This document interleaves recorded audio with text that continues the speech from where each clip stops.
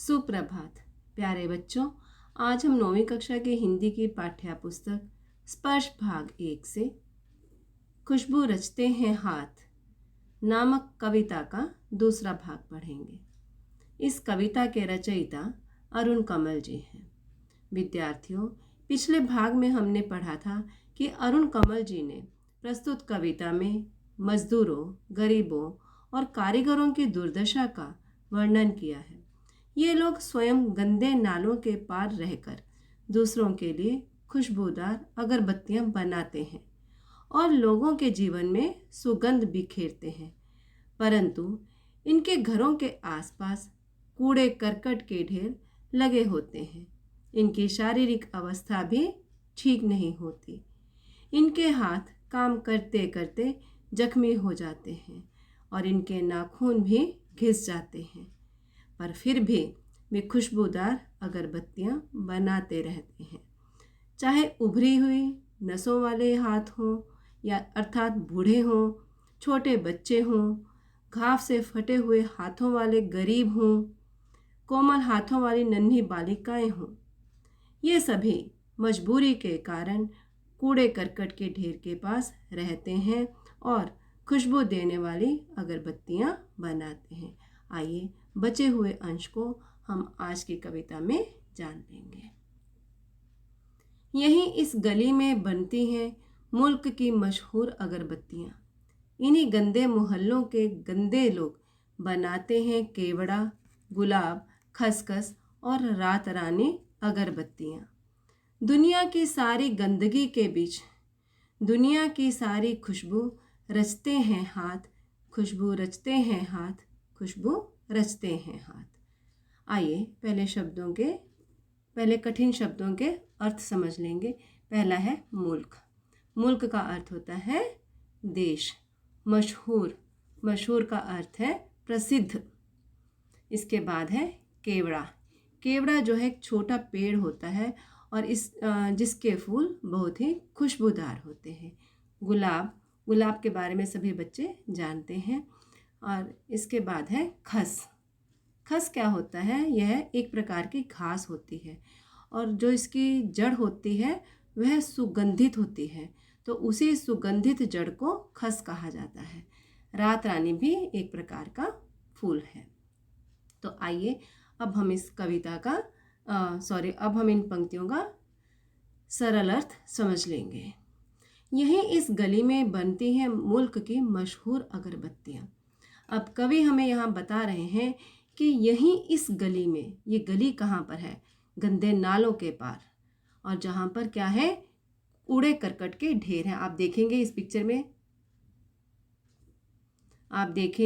Picture में जो है दर्शाया गया है कि यहाँ पर कूड़े करकट के ढेर लगे हुए हैं और यहाँ पर इनके जो है छोटी सी बस्ती बनी हुई है और कैसे इनके कितने सटे हुए जो है छोटे छोटे इनकी झोंपड़ियाँ बनी हुई हैं। तो यहीं पर इस गली में जो है क्या बनाई जाती हैं? मुल्क की मशहूर अगरबत्तियाँ। मुल्क कहते हैं देश को, यानी कि इसी गंदी सी गली में जो लोग बसते हैं वे क्या बनाते हैं? इस मुल्क की, यानी कि इस देश की प्रसिद्ध अगरबत्तियाँ बनाते हैं। इन्हीं गंदे मोहल्लों के गंदे लोग, जो ये मोहल्ला है, जो छोटी सी बस्ती है, इन बस्तियों में रहने वाले गंदे लोग क्या करते हैं? वे अगरबत्तियां बनाते हैं। और कौन कौन सी अगरबत्तियां बनाते हैं? केवड़ा, गुलाब, खस और रात रानी की अगरबत्तियां ये लोग बनाते हैं। तो आपको समझ आया होगा कि यहीं इस गली में बनती हैं मुल्क की मशहूर अगरबत्तियां। जो देश की मशहूर यानी कि जो प्रसिद्ध अगरबत्तियां हैं वह इस मोहल्ले में रहने वाले लोग जो हैं बनाते हैं। और इन गंदे मोहल्लों में कैसे लोग रहते हैं? गंदे लोग रहते हैं और वे अपने हाथों से केवड़ा, गुलाब, खस और रात रानी की सुगंधित अगरबत्तियां बनाते हैं।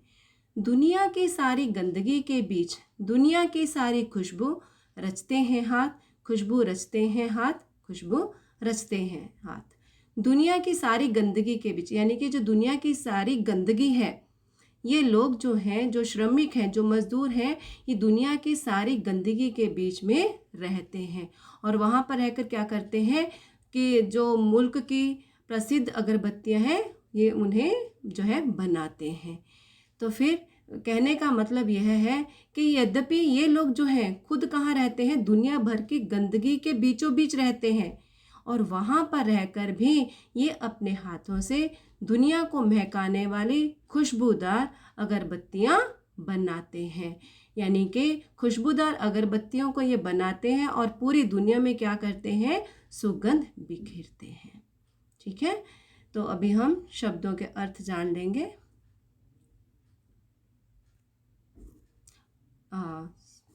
इस तस्वीर में आप देखेंगे, यहाँ पर ये देखिए, ये जो बस्ती है दिखाई गई है, और उसके बाद गुलाब की जो है अगरबत्ती है, और ये केवड़ा, और उसके बाद रात रानी, और उसके बाद जो है खस। ठीक है, अब हम शब्दों के अर्थ समझ लेंगे। शब्दों के अर्थ है जूही। जूही जो है एक प्रकार का फूल होता है। मुल्क, मुल्क अर्थात देश। केवड़ा, केवड़ा किसे कहा जाता है, एक छोटा सा पेड़ जिसके फूल कैसे होते हैं, जिसके फूल जो है बहुत ही खुशबूदार होते हैं। रात रानी, रात रानी किसे कहते हैं, रात रानी भी एक प्रकार का फूल ही है। तो बच्चों, इसी के साथ हमारी यह कविता समाप्त हुई। इस कविता का भावार्थ भी हम समझ लेते हैं।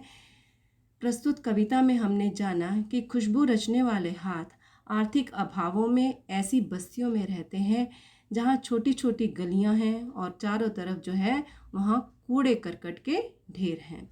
अगरबत्तियाँ बनाने वाले नगरों और कस्बों से दूर गंदे स्थानों पर रहकर तरह तरह की सुगंधों से युक्त अगरबत्तियाँ बनाते हैं। स्वयं ऐसे बदबूदार वातावरण में रहकर दूसरे लोगों को खुशबूदार अगरबत्तियाँ प्रदान करते हैं। इन सुगंधित अगरबत्तियों का निर्माण बच्चे, बूढ़े, लड़कियाँ, औरतें तथा गरीब सभी द्वारा किया जाता है। कवि ने इस कविता में बताया है कि जो हाथ खुशबू रचाते हैं, जो हाथ खुशबू रचते हैं, वे स्वयं बदबू में रहने को विवश हैं। यानी कि जो हाथ खुशबू रचते हैं वो खुद जो हैं कहाँ रहने के लिए मजबूर हैं, वे स्वयं इस बदबू वाले वातावरण में रहने के लिए मजबूर हैं। देश की मशहूर अगरबत्तियां बनाने वाले लोग स्वयं गंदी बस्ती में रहते हैं और वे वहाँ पर रहकर केवड़ा, गुलाब, खस और रात रानी की सुगंध वाली अगरबत्तियां बनाते हैं। विद्यार्थियों, अब हमें जो है इस पाठ से जो हमें जीवन मूल्य मिले हैं, आइए एक नज़र हम उस पर भी डाल लेते हैं। मजदूरों और कारीगरों की दुर्दशा के उद्धार की चेतना जगाना। दूसरा है, हमें अगरबत्ती जैसी सुगंधित वस्तु प्रदान करने वालों के जीवन स्तर को ऊंचा उठाने का प्रयास करना चाहिए। तो पहला जीवन मूल्य है मजदूरों और कारीगरों की दुर्दशा के उद्धार की चेतना जगाना। कवि जो है उन्होंने हमारा ध्यान आकर्षित किया है कि जो मजदूर लोग हैं, जो कारीगर हैं, उनकी जो बुरी हालत है, दुर्दशा का अर्थ होता है बुरी हालत होना। तो हमें जो है उनका क्या करना चाहिए, जो उनकी बुरी दशा बनी हुई है, हमें उसके बारे में सोचना चाहिए। तो हमें उनके कल्याण के बारे में सोचना चाहिए। कवि जो है अगरबत्ती बनाने वाले कारीगरों का गंदगीपूर्ण वातावरण में दिखाकर हमें यह बताना चाहते हैं, हमें यह कहना चाहते हैं कि इनकी स्थिति में सुधार होना चाहिए और उन्हें इतनी मजदूरी मिलनी चाहिए जिससे कि वे साफ और स्वच्छ वातावरण में सांस ले सकें। उनकी बस्तियों को साफ और स्वच्छ रखा जाना चाहिए। दूसरा है, हमें अगरबत्ती जैसी सुगंधित वस्तु प्रदान करने वालों के जीवन स्तर को ऊंचा उठाने के लिए हमें हमेशा ही क्या करनी चाहिए, हमें हमेशा जो है कोशिश करनी चाहिए और हम सबको मिलकर उनकी आर्थिक दशा को सुधारने का जो है प्रयास करना चाहिए ताकि उनका जीवन स्तर जो है वह ऊंचा उठ सके और जीने के लिए उन्हें जो है स्वच्छ वातावरण मिल सके। यहाँ अगरबत्ती बनाने वालों का उदाहरण देकर कवि ने हमारा ध्यान इस बात की ओर भी आकर्षित किया है कि हमें अच्छी सेवा प्रदान करने वाले सभी गरीब मजदूरों के उत्थान के लिए हमें मिलजुल कर कार्य करना चाहिए। बच्चों, अब हम आज जो है इस कविता का अभ्यास कार्य भी पूरा कर लेंगे। पहला प्रश्न है इसमें, खुशबू रचने वाले हाथ कैसी परिस्थितियों में तथा कहाँ कहाँ रहते हैं। तो आपने इस कविता में पढ़ा है कि जो हाथ खुशबू रचते हैं, जो हाथ सुगंध बिखेरते हैं, वे जो हैं कहाँ रहते हैं, वे तंग गलियों में रहते हैं और उनके घरों के आसपास कूड़े करकट के ढेर होते हैं, जहाँ से इतनी गंदी बदबू आती है कि उनके नाक में फटने को हो जाती है। तो इसका उत्तर हम इस प्रकार से लिखेंगे, खुशबू रचने वाले हाथ घोर गरीबी, अभावग्रस्त और अमानवीय परिस्थितियों में गंदे नाले के किनारे, कूड़े करकट के ढेर के पास छोटी छोटी बस्तियों की तंग और गंदी गलियों में रहते हैं। वहाँ इतनी बदबू होती है कि नाक फट जाती है। ये सारी दुनिया की गंदगी के बीच रहते हैं, जो कि अत्यंत दयनीय है। अगला प्रश्न है, कविता में कितने तरह के हाथों की चर्चा हुई है। आपने कविता में पढ़ा उभरी हुई कि जो हाथ हैं कितनी तरह के हैं, उभरी हुई नसों वाले हैं और उनके हाथ जो है हाथों के जो नाखून हैं काम करते करते घिस गए हैं। और बच्चों के हाथ तो पीपल के पत्तों के समान कोमल हैं। ठीक है, लड़कियों के हाथ यानी कि जो नवयुवतियां हैं उनके हाथ कैसे हैं, जूही की डाल के जैसे हैं।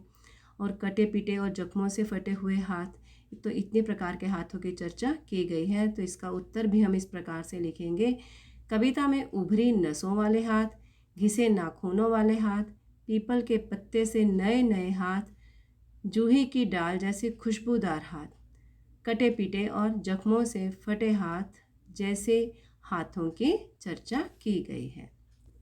अगला प्रश्न है, जहाँ अगरबत्तियाँ बनती हैं वहाँ का माहौल कैसा होता है। तो ये भी आप पढ़ चुके हैं कि जहाँ अगरबत्तियाँ बनती हैं वहाँ का माहौल अत्यंत गंदा होता है। अगरबत्तियाँ गंदी बस्तियों में बनाई जाती हैं। ये बस्तियाँ अधिकतर गंदे नालों के किनारों पर बसी होती हैं। यहाँ जगह जगह कूड़े के ढेर व गंदगी का राज होता है। चारों तरफ बदबू फैली होती है। अगला प्रश्न है, इस कविता को लिखने का मुख्य उद्देश्य क्या है। कविता को लिखने का मुख्य उद्देश्य गरीब मजदूरों की दयनीय दशा की ओर ध्यान आकर्षित करना है। इस प्रकार कवि उनके उद्धार के प्रति चेतना जागृत करना चाहता है। वह चाहता है कि इन श्रमिकों की दयनीय दशा को यानी कि उनकी जो ये स्थिति है उसे सुधारा जाए, इनके रहने की दशा को स्वास्थ्यप्रद बनाया जाए। प्रश्न 2 में है, व्याख्या कीजिए। आपको कविता की कुछ पंक्तियां दे दी जाती हैं और आपको उनकी व्याख्या करनी होती है। तो यहाँ 2 पंक्तियां हैं, पीपल के पत्ते से नए नए हाथ, जूही की डाल से खुशबूदार हाथ। तो इनकी व्याख्या हम इस तरह से करेंगे कि कवि जो है हमें बताते हैं कि जो इस उद्योग में लगे हुए हैं उसमें बच्चे भी हैं और उनके हाथ कैसे हैं, पीपल के पत्ते के समान कोमल हैं। और इसके अंदर नवयुवतियाँ भी लगी हैं, उनके हाथ कैसे हैं, जूही की डाल से खुशबूदार है। तो इसकी व्याख्या हम इस प्रकार से करेंगे, कवि अगरबत्तियाँ बनाने वाले मजदूरों के बारे में बताता है कि इस उद्योग में पीपल के नए पत्ते जैसे सुकोमल हाथ वाले लड़कों तथा जूही की डाल जैसे नवयुवतियों के सुंदर हाथों को भी काम करना पड़ रहा है, अर्थात बाल श्रमिक भी कार्यरत है। कार्यरत का अर्थ होता है कार्य में लगे होना। इसमें दूसरा है, दुनिया की सारी गंदगी के बीच दुनिया की सारी खुशबू रचते रहते हैं हाथ। तो कवि ने इन पंक्तियों में खुशबू बनाने वाले मजदूरों के बारे में बताया है कि ये मजदूर दुनिया की सारी गंदगी के बीच रहने को विवश हैं। विवश होना अर्थात मजबूर होना। ऐसे गंदे स्थानों पर रहकर वे सारी दुनिया में सुगंध बिखेरते हैं। ये मजदूर गंदी जगहों पर रहकर काम करके दुनिया को खुशी और सुगंध बांट रहे हैं। तो विद्यार्थियों, मैं उम्मीद करती हूँ कि आपको यह कविता, इसका अर्थ और इसके जो अभ्यास कार्य हमने किया है वह आपको समझ में आया होगा। धन्यवाद।